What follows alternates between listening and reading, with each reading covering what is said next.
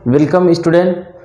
ये जो वीडियो है ये रिलेटेड है अल्फ्रेड नोबेल से जुड़ी हुई उनकी हिस्ट्री पर आधारित है कि ये किस क्षेत्रों में दिया जाता है तथा ये कब कब क्या चीज़ें हुई। ये कुल मिलाकर के नोबेल प्राइज़ के हिस्ट्री के बारे में ही ये रिलेट करके दिया गया है। जैसे उनका जो जन्म हुआ था 1833 में, कहीं कहीं 1835 भी लिखा हुआ है, लेकिन ज़्यादातर क्या है 1833 में इनका जन्म हुआ है।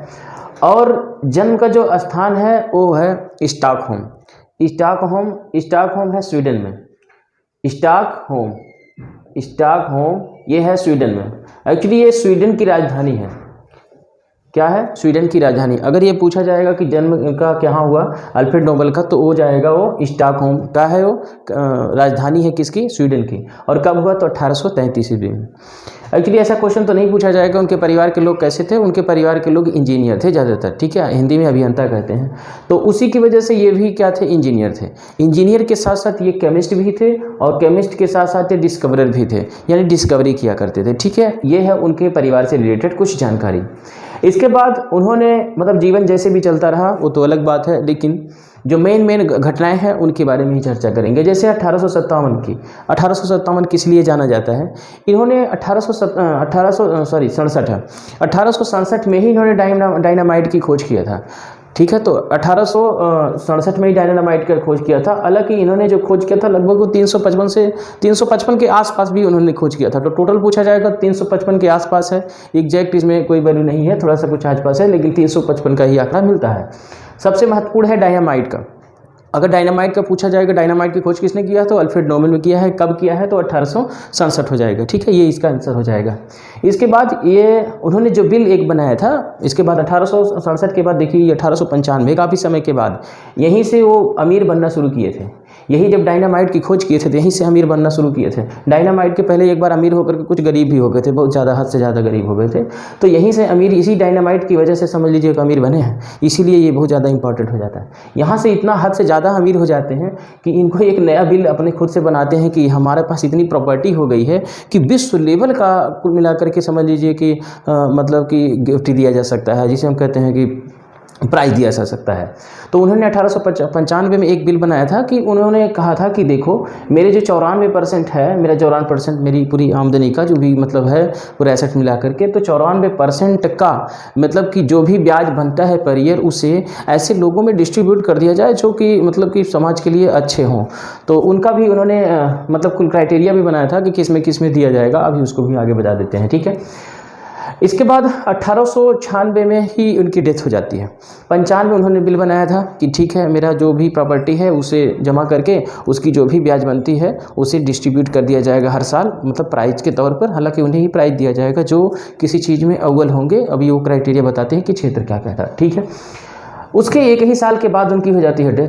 1896 में डेथ हो जाती है, और डेथ होती है 1896 में 10 दिसंबर को। इसीलिए 10 दिसंबर को ही पूछ दिया जाता है। अगर पूछा जाएगा किस डेट में दिया जाता है नोबेल प्राइज़, तो हो जाएगा 10 दिसंबर।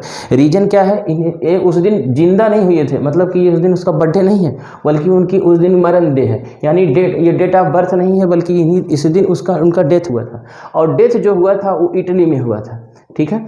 इटली में हुआ था इनका डेथ। अगर पूछा जाएगा इनका डेथ कहाँ हुआ था, तो इटली में हो जाएगा, ठीक है। इसके बाद आता है 1896 में इनकी डेथ हो जाती है, तब उनका पूरा रिपोर्ट खोला जाता है कि आखिर उन्होंने बिल में लिखा क्या है। तो बिल में वही उन्होंने लिखा था कि हमारी जो भी मतलब आमदनी है उस आमदनी का 94% डिस्ट्रीब्यूट कर दिया जाए, लेकिन पूरा आमदनी नहीं, बल्कि उनका फिर ब्याज ही डिस्ट्रीब्यूट किया जाएगा।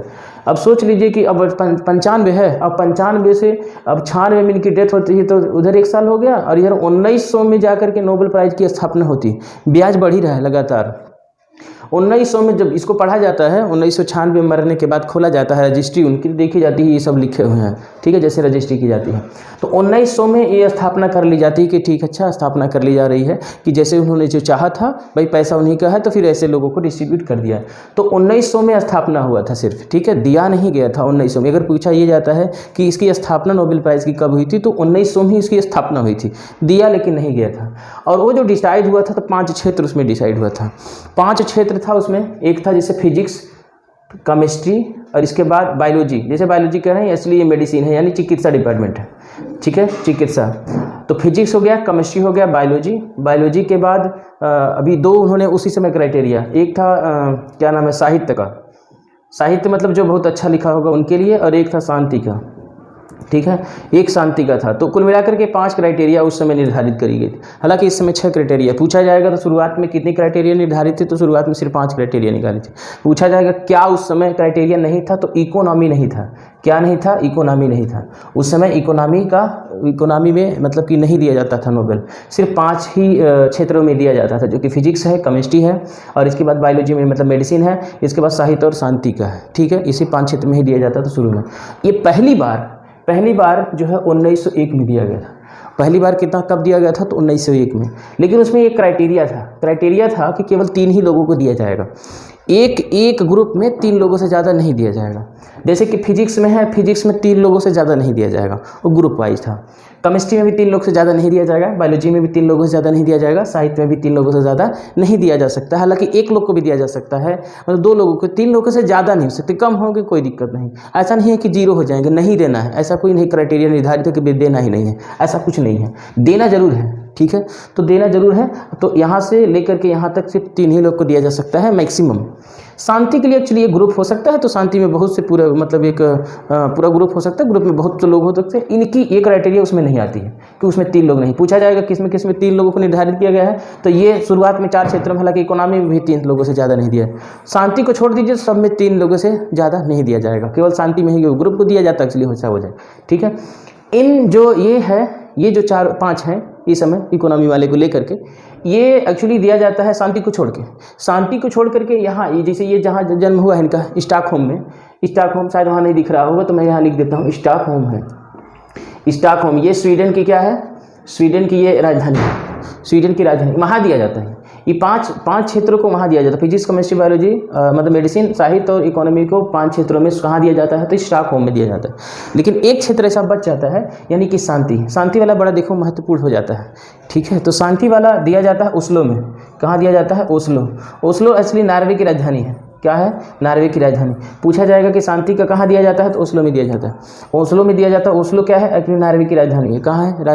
नॉर्वे की राजधानी है, ठीक हो। कि इसको कब मिला है, कितनी बार मिला है? देखो, एक बार के वाली की गणना नहीं है, लगभग 950 लोगों को दिया गया है लगभग अभी तक, ठीक है। लेकिन जो ज़्यादा बार जिसको दिया गया वही इंपॉर्टेंट होता है। हालांकि ये 2 लोग हैं, जब से कम उम्र और ज़्यादा वाले की, वो नहीं, अभी शुरू से देख लें। जैसे 3 बार दिया गया, सबसे ज़्यादा बार किसको दिया गया है? रेड क्रॉस को। पूछा जाएगा सबसे ज़्यादा बार किसको दिया गया है, तो रेड क्रॉस को दिया गया है। रेड क्रॉस को शांति के लिए दिया गया था। किसके लिए दिया गया था? तो शांति के लिए। तो पूछा जाएगा सबसे ज़्यादा इंपॉर्टेंट है कि मतलब कि सबसे ज़्यादा बार किसको दिया गया था, तो रेड क्रॉस को कितनी बार दिया गया था? तो 3 बार दिया गया। कब दिया गया था? 1744, 1917, 1944, 1964, ये सब 1900 का खेल है, ठीक है। 2000 का नहीं है, इनको नहीं है इसमें। तो 1917, 1944, 1968 में रेड क्रॉस को 3 बार दिया गया है, 17 में, 44 में और 69 में, ठीक है। इसकी जो मतलब कि हेड ऑफिस है, हेड ऑफिस जिनेवा में है। जिनेवा मतलब स्विट्जरलैंड में है, ठीक है।